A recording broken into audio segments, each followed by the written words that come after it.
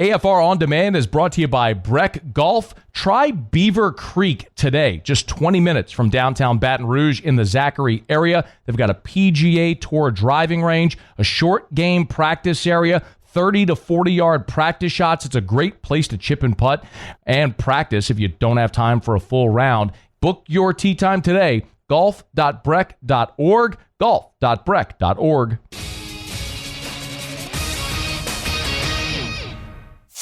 Matt Moscona. I'm very important. After further review. Say one more time. After further review with Matt Moscona. And here we go. Live from downtown Baton Rouge. Let's ride!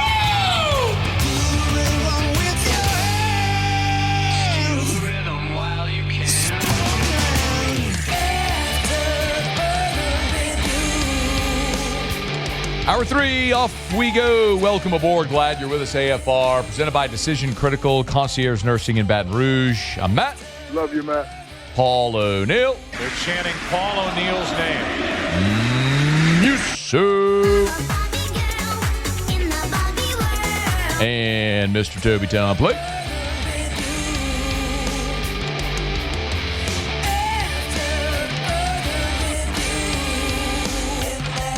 All right, we're here. Glad you are as well. 5 o'clock quitting time. Glad you're driving home with us. By the way, if you missed it at the end of the hour, Lee Sterling was just with us. Vanderbilt, South Carolina said it's his game of the week. A 50-unit play. He said he'd give it to the first 5 people free. 800-400-9741. 800-400-9741. 800-400-9741 if you want to dial that number and get that play for free. He got my 50 units. He got my attention with that. 800-400-9741. All right, let's head to Gainesville. Check in on the Gators. Hit it, Muse. The Tigers are on the hunt. Let's head behind enemy lines to preview this week's matchup. A man who might just be wearing purple and gold underwear and socks in the press box on Saturday night. I don't know. Sean Kelley, the voice of the Gators, good enough to join us for a couple of minutes here. Hey, man, how are you? I'm good. The only thing purple and gold was the money that I spent for that university in my daughter's education. I love it so much. Okay, let me just start with a vibe check, man. Everybody knows what happened last week. The big question is, how do they bounce back? Kids are resilient and all that stuff. What's it been like around the program this week? The Gators are terrible. They'll never win another game again. Billy Napier should be sent off into another country. What else? No, that's about it. That's how it's felt. Oh, man. What about with the team, though? The team, the coaches. Fan reaction is going to be what it is. But what about, internally there? Frustration initially, kind of, down on themselves. But then I started to sense exactly what I felt last year when they kind of turned their season around. So a lot of those same names and faces are involved. And so there's been a progressive galvanization, if you will, kind of felt in the building as we've gone about the week. They know what lies in front of them. They all know who else is who on their schedule and everything else. But I think they're leaning a little bit on what they did last year, which was get it turned around, get it fixed. Sean, of course, it's going to start with DJ Lagway playing like the immense talent that he is. Can you kind of give us some context here, Sean, on Lagway and maybe how far behind he was whenever he first stepped on the practice field about 3 weeks ago after the injury? Yeah, I just think like anybody else, if you're that limited in the offseason and your whole offseason is spent on a throwing program for the shoulder, or you're trying to get over a sports hernia surgery, or you've got a pulled calf muscle come summertime, and you don't even get really your full go, you're ready to roll till 9 days before the opener, I think you're probably going to feel a little clunky. And I think that's shown in his play a little bit.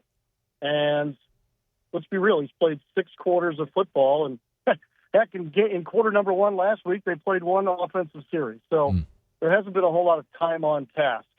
And I have noticed here with Lagway, kind of like with the freshman Vernell Brown, there's these unique talents, these guys that have this ability to be better the very next day. So every practice now, he shows, in Lagway's case, more to be like himself, more to what we witnessed in flashes last year. Sean Kelley's with us, the voice of the Gators. What's the strength of that offense this year, Sean? It's a question that I could have answered very well for you 2 weeks ago, and now I need to see more. But the strength of the offense was what was around Lagway. Experienced offensive line, All-American at center, 4 returning starters, all this speed and talent at wide receiver, and then this running back room that seems to have this endless depth. And so I felt like it was an offense that was going to score, not at will, and not like LSU 2 years ago, but be very effective, especially with Lagway at the controls. So now, with Lagway being kind of behind a little bit and the offensive line not quite showing what I thought they were initially, there's still question marks. Those start to get answered against big competition this week. Yeah, the big competition on that LSU defense has been really impressive, man. But I think the question here, Sean, that everybody's asking is when you flip that matchup, right? Because LSU dominated the yardstick a year ago. I mean, 42 minutes time of possession, the whole deal. They couldn't finish drives because that Florida defensive line just wrecked stuff. 7 sacks, 11 TFLs, the whole bit. When you look at that matchup with who's back and who's gone from that team a year ago, how much does that defensive front from Florida resemble what LSU faced a year ago in the Swamp? It actually is probably better than what they faced a year ago, in the fact that I think the edge is a really strong position right now for Florida, and that's led by Tyreek Sapp. They've got this freak freshman named Jaden Woods. They've got another guy that's not buying his shirts off the rack named Kofi Asar. The linebackers have been very solid. And now, here this week, the Gators get back Caleb Banks, who projects to be a first or second rounder at defensive tackle, and he was a part of that mess that Florida made of LSU's offensive line last year. So, with that being said, LSU's line is awfully different than a year ago, too. And I have questions about LSU's center this week, as does everybody. Yeah. And they've had some problems running the football a little bit. We'll see. I think that probably you've hit on the biggest question mark going into the weekend. I don't think there's any doubt. If LSU can keep Garrett Nussmeier upright, it could be a one-sided affair, but that's a big if. What about Florida in the secondary? Because LSU has this shocker. LSU has good receivers. But this might be as deep a room, Sean, of really good receivers as I've covered at LSU. They probably got 7 guys that are interchangeable that could at any point be your number one guy. Yeah, and they can hurt you in different ways too, right? So not only can they take the top off, but I just think with Nussmeier, his intermediate game is going to be more effective this season with this particular group. And sure enough, they're using receivers in different kind of run packages and just different ways to find them the ball. At least that's what I've been able to try and discern through 2 games. Defensively for the Gators in the secondary, Jordan Castell at free safety will make his 26th consecutive start. And so Gators fans have had to watch him go through the growing pains of starting right away his freshman year. He and Bryce Thornton together now have been through so many games together that experience is starting to pay off. And the corners are healthy, which was not the case a big chunk of the last 2 years. So Dede Johnson at one corner, Devin Moore at the other. And then here's Cormani McClain. What a story this kid is. Lakeland guy, 5-star, goes to play for Sanders at Colorado, doesn't work out, and he comes back home, if you will, as a preferred walk-on to see if he can get back right. And he played a little bit before getting hurt last year and then makes this monster off-season step. So he's a better tackler, he knows the game more, and then all the things that everybody was excited about when he came out of high school, they're already there. So I feel like the Gators are better equipped, but how equipped can you be when you face that LSU wide receiver room? It's interesting, and it goes back to what you just talked about. Will Nussmeier have enough time to make sure his receivers hurt the Gators?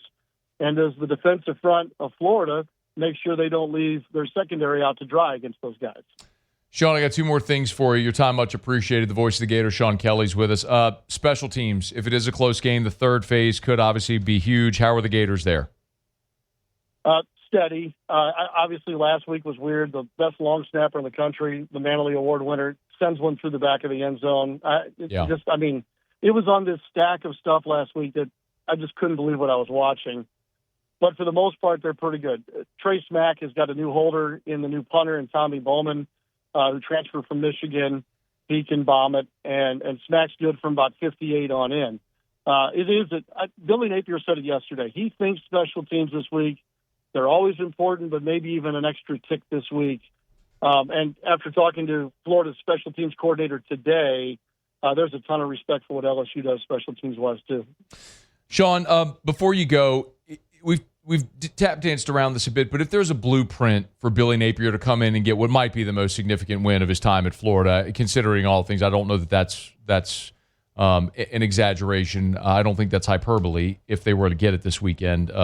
What does that blueprint look like? First of all, it's not an exaggeration. It would be the signature road win that he has been searching for, especially in that place, especially due to the fact that Florida has not won there at night since 2009. Think about that for a second. Wow. The blueprint is this. It's control the line of scrimmage, and DJ Lagway has got to have a coming back out party. I mean, he's had some coming out parties, but he's got to look the way he did on the road at Tennessee last year when he almost came off the bench and beat him at Rocky Top. So I think that's the blueprint, really. It's the line of scrimmage, and Lagway's got to have a much better day than he's had in these first 6 quarters he's played this year. He is Sean Kelley. It's always great to hear your voice, man. It's great to catch up. We appreciate the time. Have a great call on Saturday night. Thank you. Good to be back. I will look forward to my visit. All right, man. We'll see you soon. That's Sean Kelley, voice of the Gators. You hear him on ESPN national broadcast as well, of course, called Pell's Games for a lot of years. Great guy. We always appreciate the insight.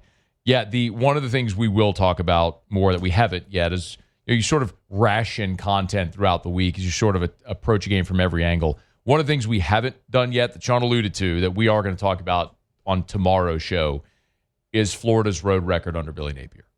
And if there is something that is a heavy lean toward LSU, if you look for trends, it is just that. And without giving it all away, which we'll dive more into tomorrow, it just doesn't exist. They don't have a marquee road win under Billy Napier. And Lagway didn't have one last year.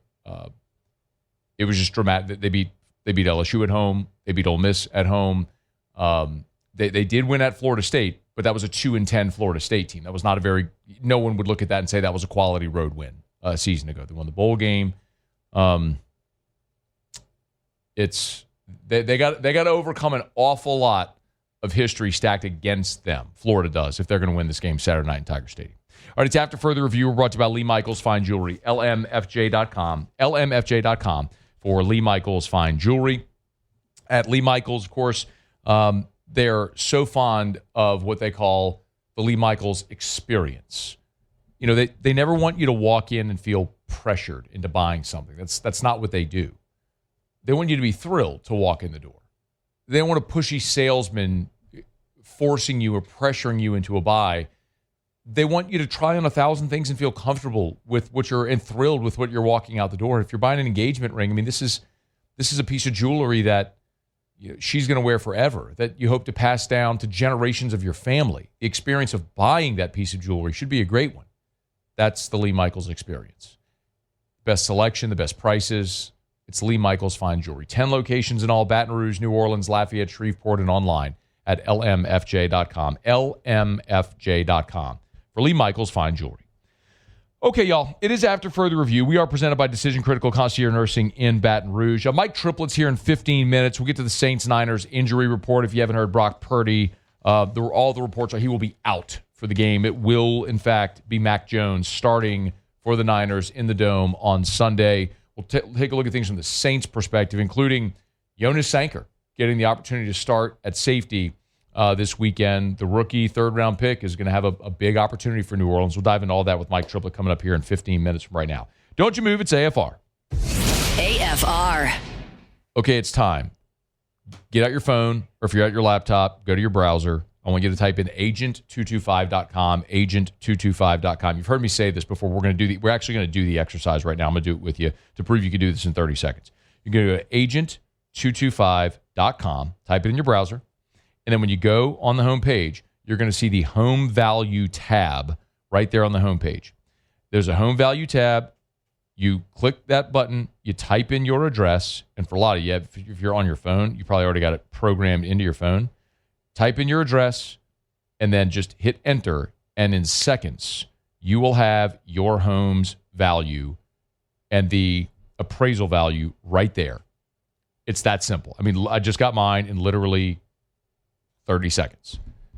If you want to buy a home, you need to know what your home is worth first. You can find that out in seconds at agent225.com. Agent225.com. Think real estate, think Darren James. After further review with Matt Moscona, presented by Decision Critical Concierge Nursing. Healthcare for your lifestyle. Learn more at decisioncriticalvr.com.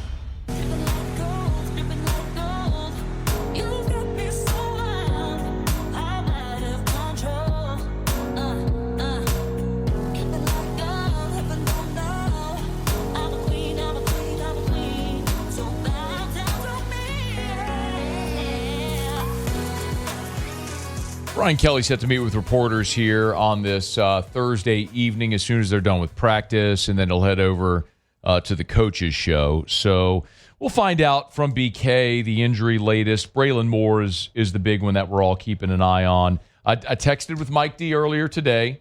Many of you know, if you've listened to the show for any length of time, number of years, Mike Detillier has the old betting angle that was old Buddy D's betting angle from years ago that a team that loses their starting center fails to cover 80% of the time. Now, I asked Mike, I was like, hey, Mike, I mean, can we just apply this to last week?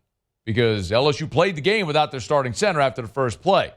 And he said not so fast. So Mike D's pick was in for LSU to win, but he likes Florida with the points. Lee Sterling was with us just a bit ago, and he liked LSU 31-14. And one of the things about Lee Sterling's play that I kind of fall in line with is just understanding that this is probably going to be a defensive game. I just don't know how a Florida offense that is scuffling, that has an injured quarterback, that did not practice all offseason, did not go through spring, did not go through fall camp, only started practicing the week before the opener. So really is only in his fourth week back doing football stuff. With an offensive line that hasn't looked great in 2 weeks, you really don't have out wide the type of dynamic playmaker that, look, if this was the LSU secondary 2 years ago, then yeah, I mean, all bets are off. But if you're telling me I got Mansour Delane and P.J. Woodland and D.J. Pickett, and you still got Ashton Stamps over there on the bench who can come in, who led the league in PBUs a year ago, and Halsey and Cooley and Gilbert, I mean, there's just so much. And by the way, that's not even accounting for the ability to rush the passer and make things difficult on Lagway, who's already struggling. I don't know how Florida offensively gets going. I mean, this would have to be the type of game that is a muddied mess, a 16-13 type game where you get a turnover in a short field, something like that. Kind of like what Auburn did in 2019 to LSU in Baton Rouge. I mean, it's the only game that on the scoreboard was anywhere near close. And that game wasn't close. But remember, Stingley muffed a punt.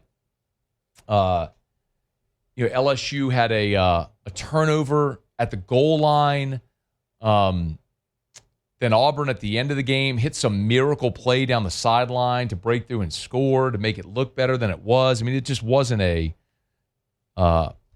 really close game, but it appeared closer than it was. Okay, actually, as I'm sitting here talking, I just got this push notification. By the way, this is why, I'm a beneficiary of it right here. This is why I always say, if you download the 104.5 ESPN app, make sure you turn on push notifications. I asked Muse in the break, I'm like, have we heard from Brian Kelley yet?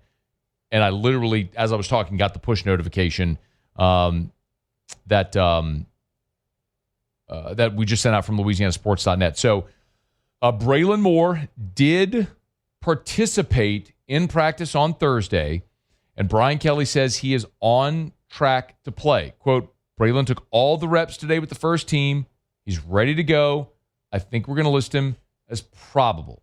Okay. Kelley also said Trey'Dez was on the field catching balls, moving around. He's going to be a game-time decision. He's not where we need him to be today, but we still have some time. So probable for Braelin Moore, Trey'Dez Green questionable. Those are the official designations there from Brian Kelley after practice on Thursday. I mean, I will tell you candidly, while I understand it, I do not like it. I understand that the thing that ruined this game for you a year ago was your offensive line getting wrecked by Florida's defensive front. And nobody, there were no exceptions. I mean, everybody had a hand in that fault. And Braelin Moore is your best offensive lineman, and if he can go, you want him out there. And so my feeling has been, they probably tape him up, give him a little happy juice in that ankle, and see what he can give you. But I really worry, really, really worry about aggravating that injury, compounding that injury, and it costing you more throughout the course of this year. You got Southeastern next week, so if he needs to just chill and kick it up for a week, he can. But then you got to get ready to go roll against Ole Miss. And in theory, you could take a week off against Southeastern, play against Ole Miss, then you got an open date before you play South Carolina. That's all fine and good, but you're never giving yourself enough time to let that thing really heal. So we'll go out there and see what it looks like on Saturday. Hopefully Braelin Moore keeps getting treatment. And look, he's a war daddy, man. He wants to be out there. That dude was trying to go back in the game on Saturday. Went in the locker room, got that thing x-rayed, and was trying to go back in against Louisiana Tech. So I have no doubt he wants to get out there and play. But for me, I guess I'm thinking I have the luxury of sitting here in the studio and not on the practice field, of thinking of this from a 10,000-foot view, looking at a potential 15-16 game season and how important Braelin Moore is going to be over that stretch. So in any event, Brian Kelley, official note there after practice. Braelin Moore practice fully, probable for Saturday. Trey'Dez Green, questionable for Saturday. All right, y'all, it's after further review. We are going to get to Otter Locks. Otter Locks are posted over at LouisianaSports.net. LouisianaSports.net. Mike Triplett's coming up here in just a smidge as well. I love telling you about our friends at Arco. Arco is a great new partner here on After Further Review. Protect your business. It's Arco Power Systems. Arco Power Systems, ARCCO, Arco Power Systems. That's arco.com, ARCCO, arco.com, arco.com. These are Generac industrial generators. That's what Arco sells, installs, services. It's this simple. What would happen at your business if the power goes out? Doesn't matter what type of business you're in. It doesn't matter if they're critical services, like our hospitals. If it's that, or if it's any type of business. Telecom, data centers, waste and water facilities, or your retail shop, your gas station, the grocery store. What happens if the power goes out? Who do you call? Arco Power Systems. They're based in Baton Rouge. They service businesses as far west as San Antonio, east to Mobile. They're about to open up an office in Little Rock. They're about to open up an office in Dallas. They're open in Houston. It's Arco Power Systems. ARCCO.com. Arco.com. Arco.com. ARCCO. Arco.com. Okay, y'all, it's after further review. We're glad you're hanging out with us here on this Thursday edition presented by Decision Critical Concierge Nursing in Baton Rouge. We got to talk some who dat. Mike Triplett's going to be here. Remember, schedule that discovery call with our friends over at Decision Critical at decisioncriticalbr.com. Decisioncriticalbr.com. It's not just healthcare. It's healthcare for your lifestyle. And get those IV hydrations. Get those IVs in before you go tailgate this weekend. Decision Critical will come to you, to your home, to your office. Decisioncriticalbr.com. All right, Mike Triplett joins us next here on AFR. AFR. Man, I'm really excited. I was texting yesterday with Gabe over at Goodwood, and we got my plan now for BPC 157. So I've told you about it before. It's just one of the many peptides that they offer. Hey, man, I thought they were sexual wellness. They are. They do ED treatments. They have hormone replacement therapy. They have so many other things as well. There are dozens of different peptides that are transforming recovery and healthcare space. You've got to educate yourself and learn more about what's out there for you. BPC 157, read up on it. It's been around since the early 90s. It's becoming really in vogue now, but it's a pentadecapeptide that's 15 different peptides, and it helps aid in recovery from injuries and things like that. I've been using it for my chronic back pain, but it's derived from gastric juice, so it's been tremendously helpful for people with gut issues. Think things like Crohn's disease. It could be incredibly helpful. You owe it to yourself, to your loved ones, to learn more about what's out there. Schedule a consult. yourgoodwood.com, yourgoodwood.com.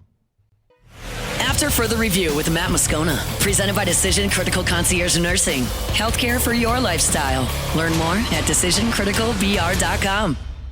Mike! Yeah? New Orleans Saints coverage with some Mad Libs mixed in. Why don't you just go by Mike? It's time to talk black and gold with Mike Triplett of New Orleans Football. Presented by Benny's Car Wash. Family owned and operated since 1951. Mike Triplett, New Orleans Football, hanging out with us. How are you, man? Good. How are you? Doing really well. Okay, we saw the Kellen Moore debut on Sunday. They come up short against Arizona. What were your general takeaways? I guess it was kind of about what I expected. Not an abject disaster. Not quite enough to win. Rattler was about what I expected, which was probably better than some people anticipated, but not, enough to put him over the top. I think that's probably a good sampling of what we're going to see from the Saints this year. But as long as they're relatively healthy, as we said last week, they can compete with teams. Certainly going to be able to compete with the injury ravaged team that's coming into the Superdome this week. We're going to talk about that. The Saints do lose safety Julian Blackmon. So we talked about Mike, you've said it all off season. They've got some good frontline players, but the gap is what the depth is the problem here, right? Well, now you've lost a starting safety. How do you start to manage what the impact is of Julian Blackmon being done for the year? Yeah, look, he was a really nice late acquisition for them. Arrived after Tyrann Mathieu retired, and his first day of practice with the Saints was the second day of training camp. He's done nothing but impress and make plays and fit right in. So that's going to be a loss for sure. I do think that is a position where they are a little more equipped to absorb a loss than some others. I think we're going to see Jonas Sanker, the third-round pick, get the first crack at that job. But they do have Jordan Howden, who obviously is an experienced starter in his third year. They have Terrell Burgess, an experienced veteran. That's one of the few possessions where they have some depth. But I don't want to shortchange Julian Blackmon, who almost came up with an interception in that game and looked like he was going to be a really nice find for them. Second highest graded player defensively by Pro Football Focus in Week 1, behind only DeMario Davis. What were your impressions throughout training camp of Jonas Sanker? Well, he kind of came on later as far as earning the playing time and earning the opportunities, but he would make plays here and there, and then he started to make a lot of plays. I didn't know when he would get his playing time, and, the league has a funny way of making that happen faster than you think sometimes. But I did think we would see him a lot on special teams, and sure enough, he was one of the key players that they're going to be using on special teams. So I think he, of all their rookies, Danny Stutzman had a really nice summer, but his path to playing time is also pretty well blocked. I think Sanker, out of all the rookies outside of Kelvin Banks, should be prepared to make the biggest early impact. Mike, was there anything on Sunday that surprised you, good or bad? Not huge surprises. The most alarming thing was Tali Fuaga playing at the level he played. He was struggling out there, and then they took him out of the game. So I imagine it was the knee all along. But whether it was performance or health, scary, because he needs to be one of the top 10 guys that you count on this season. He needs to be one of the top 3 guys that you count on as a building block for the future. So that's a unfortunate guy to get a little nervous about. I wouldn't say anything surprising. Cam and DeMario were both drinking out of the fountain of youth. That was kind of a nice surprise. One of the better feel-good stories to see in Week 1. You mentioned Taliese Fuaga. He, Trevor Penning, Chase Young are the big injury story this week in advance of the game against the 49ers. Would you mind maybe just going through each of those, telling us what you know and what the expectation is for Sunday? We'll start with Fuaga. Yeah, well, Fuaga is the big question mark of the group. It really feels like Chase Young and Trevor Penning aren't going to play since we haven't seen them back on the practice field yet. Fuaga did get back in practice today, very limited, but he had said yesterday the knee is going to be something he has to manage. I don't know for sure that they'll put him right back on the field, but he's the one who has a chance to play. of sort of the big injury question marks of the week for sure. What does not having Trevor Penning mean on offense and Chase Young mean on defense? Yeah, I think with Penning we don't know yet. I wish we knew. It's by all indications he was going to be better at guard than he's been since we've seen him with the Saints, better than he was at right tackle last year. But we haven't seen it, so we don't know for sure. But he has a chance to be like a bonus. If he really gravitates to that position and he can get out and move people in the run game, it has a chance to become a strength. So at this point, we haven't seen that. And Chase Young, we know. I mean, he's their best pass rusher. He's their most talented pass rusher. And even though Carl Granderson and Cam Jordan even both had nice games in week one, you'd like to rotate in a third guy and have them be your second and third best pass rushers. So he's absolutely going to be missed as long as he's out. Yeah, a guy that spent $50 million on in the offseason as well. He's on Twitter at Mike Triplett, NewOrleans.football. Our chats with Mike are brought to you by Benny's Car Wash. Go to Benny'sCarWash.com, Benny'sCarWash.com, and learn more about their anytime packages where you can enroll. I'm in the one that's $17.99 a month, and you get as many car washes as you want, unlimited. Benny'sCarWash.com, Benny'sCarWash.com. Okay, so the 49ers come in this weekend, and as you mentioned, they are injury-riddled. We've gone through it. No Brock Purdy, no George Kittle. Obviously, Deebo Samuel plays for Washington now. Brandon Ayuk is still hurt. Like, am I wrong for thinking this is a game where this New Orleans defense should actually stand pretty tall and keep them in this thing? Yeah, I mean, it should be competitive. I mean, we saw what injuries did to the 49ers last year. They were not able to overcome just the barrage of injuries. I mean, this is the one team that for the last 3 years has had worse injury reports than the Saints, I think, in the entire league. And no team can overcome that. And so they're vulnerable. They're absolutely vulnerable. Now, they still have Christian McCaffrey, who might be the best offensive player in the entire NFL. You still have to worry about him. Ricky Pearsall is a legitimate receiver who was drafted in the first round. And is a weapon they're going to have to worry about. And their defense is loaded. I mean, you still got Nick Bosa, you still got Fred Warner. So the Niners, even with all those injuries, are still, 3-point underdogs last time I checked on the road across the country in New Orleans. But 3-point spread is basically a coin flip. The Saints play the way they did last week, minus the penalties, finish in the red zone. Of course, this should be one of those one-score games that they should have a chance to win. Can the Saints offense move the ball against the 49ers defense? I think they can. The offensive line injuries, if Fuaga's not going to be out there, that becomes more disturbing. But, they do have playmakers too. I mean, we saw it, Olave Shaheed, Alvin all looking good last year. Add in Brandon Cooks, add in Jawan Johnson. There are some weapons they get the ball to. Kellen Moore is pretty smart about not having Spencer Rattler stand back in the pocket for too long, get himself in trouble. 1 sack, no turnovers last week. That's what the game plan will look like. It's hard to count on 12-play drives. They blow up sometimes. Sometimes you get all the way to the 3-yard line and you can't finish it off. When you're counting on that, they'll probably need to find a way to get an explosive play in there or two that never showed up last week. But, yeah, I mean, to be able to win a game in the low 20s, I think they're capable of doing that. This is going to sound probably like a stupid question, the way I'm going to ask it, but I think you'll understand what I mean. How important is it for the Saints to win this game because of all the context we just mentioned and what you have the next 2 weeks on the road? Yeah, look, ever since I saw this schedule, I thought 0-4 was going to be staring them in the face because it's at Seattle and it's at Buffalo. And even if this team is pointing in the right direction and has some positive vibes and some things to genuinely feel good about, 0-4 is hard to escape. I mean, there's going to be guys in that locker room who know the playoffs are kind of out of the picture, barring a miracle.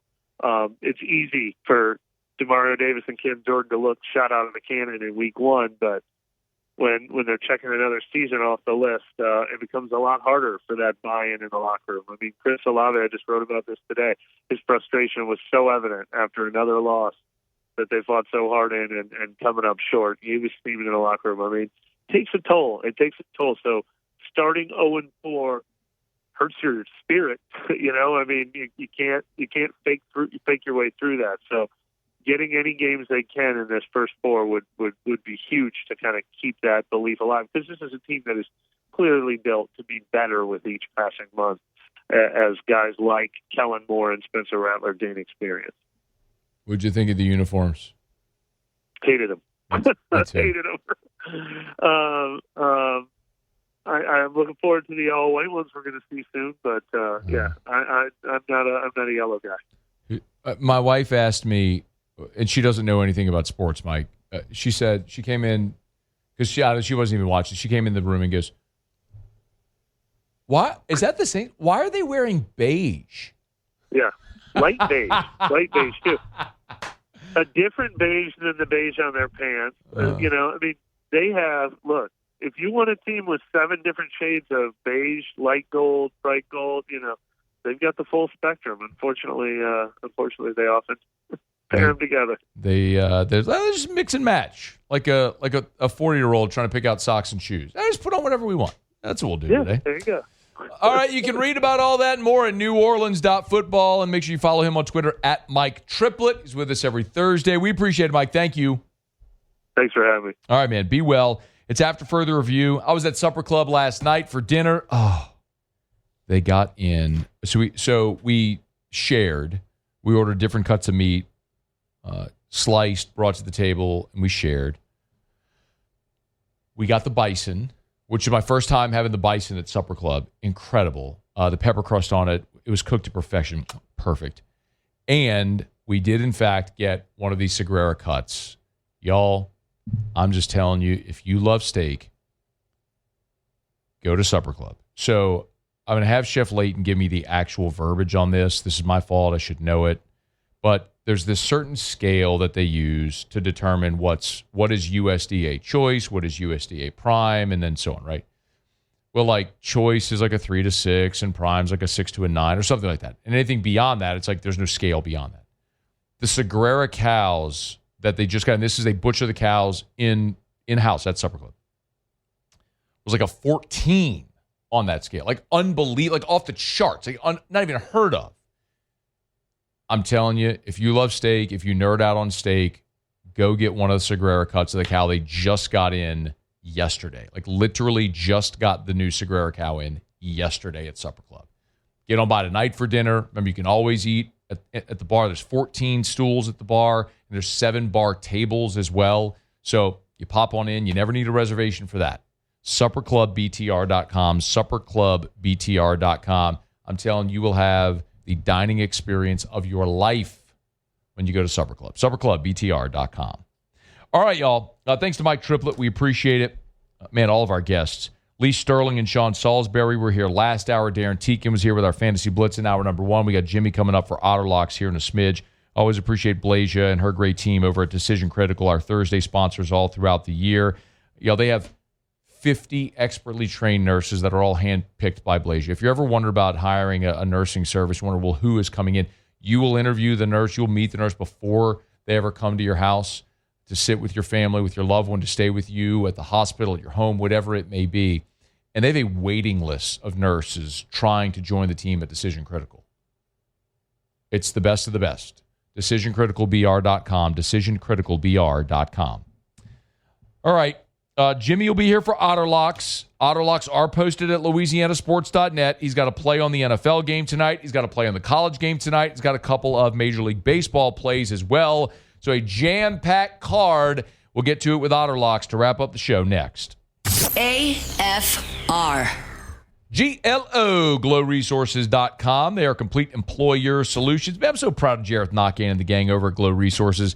A few weeks back, the Baton Rouge Business Report released their list, top 100 privately owned businesses in Baton Rouge.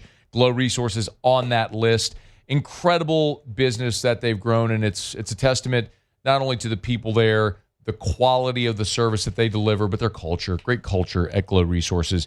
If you're a business owner and you've been struggling to find the right people for your business, that's where Glow Resources come in. They are experts at finding the right people for your business, no matter what you're hiring for.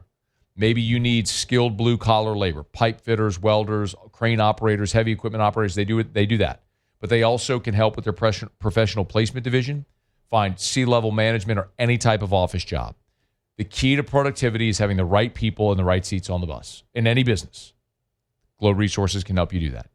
GLO, glowresources.com. After further review with Matt Moscona, presented by Decision Critical Concierge Nursing. Healthcare for your lifestyle. Learn more at decisioncriticalbr.com.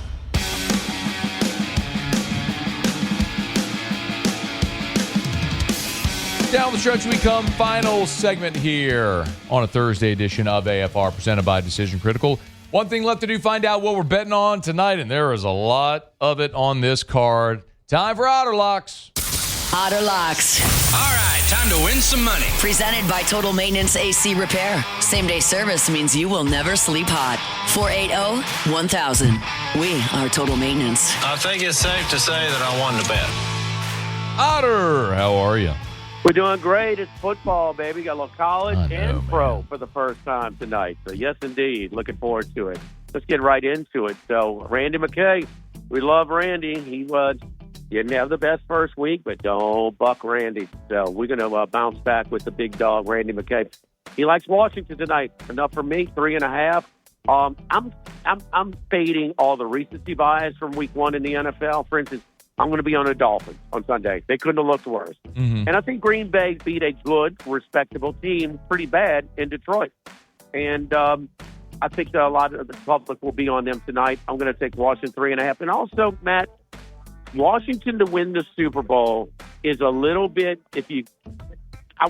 they're worth a swing tonight. If they pull off the upset tonight on a standalone game at Green Bay, which they could easily do, I'd recommend the money line as well.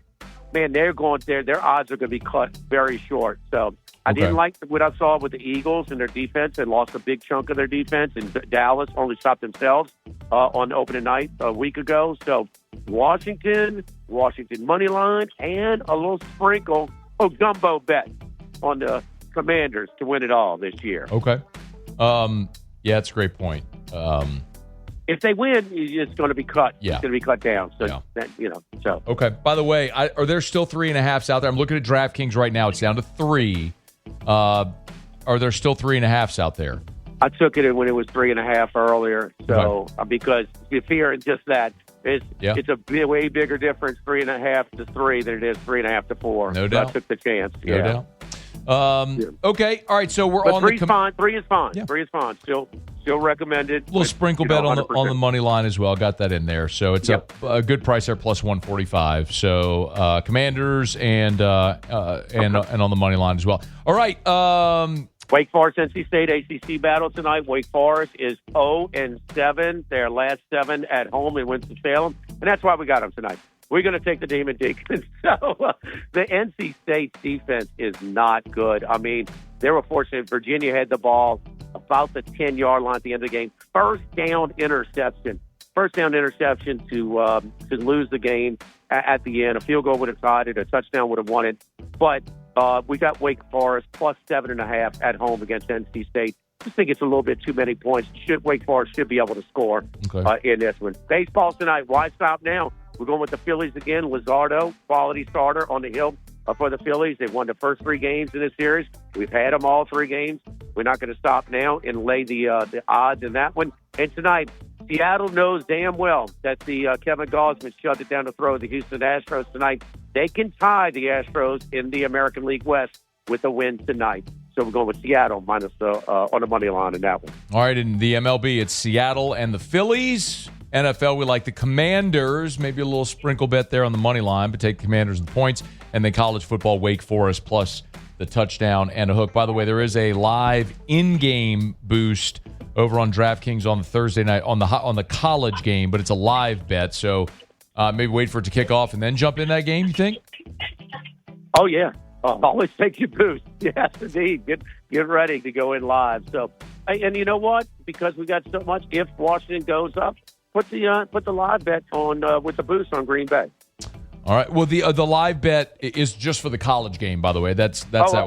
There is a no sweat bet for Green Bay and Washington, but the live boost is just the college game. If Wake Forest ever gets a lead, you take NC State on the live bet. Okay. Quick. real quick, the other thing that they do have is a live in-game on an prop on an anytime scorer for the NFL game. Any feeling like a Jaden anytime scorer? Anytime? Absolutely. Yeah. Just do it on Jaden Daniels. Okay. Yeah. All right. Yeah. All right, Otter. Football Friday tomorrow at Rufino's. Extra hour, 10 a.m. Richard Dixon and Charlie, fresh from watching the film, the All-22, edition. And so we're looking forward to all kinds of handicappers, man. We got a lot of picks and analysis tomorrow, starting 10 a.m. to 1 p.m. at Rufino. Get on by and see the Otter. Have some lunch over at Rufino's tomorrow with the guys. Thank you, Otter. Good luck. All right. If you missed the picks, you get them always over at LouisianaSports.net for free, LouisianaSports.net.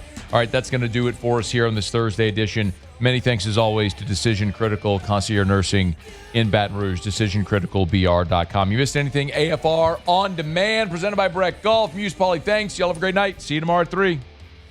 After further review. I had a great night last night. Had dinner with my friends from Our Lady of the Lake over at Supper Club. Great time, as always. But what I really love to tell you about is the expanding partnership, not only that we have with Our Lady of the Lake, that Our Lady of the Lake has with LSU, and that the Franciscan Missionaries of Our Lady Health System has across the entire region. You see, they've agreed this year to a $250 million investment in facility upgrades, not just at the Our Lady of the Lake Regional Medical Center in Baton Rouge, yes, there, but St. Elizabeth, at their mental health facility, at many of their different facilities as they serve across the entire footprint of the Franciscan Missionaries of Our Lady Health System. But of course, right here in Baton Rouge, Our Lady of the Lake, the Regional Medical Center right there on SN, the Children's Hospital, which I've told you many times, we'll actually be there next week. Drew has a neurology appointment with Dr. Shah, who's wonderful, by the way. It's Our Lady of the Lake. Our Lady of the Lake and LSU. Together, we roar.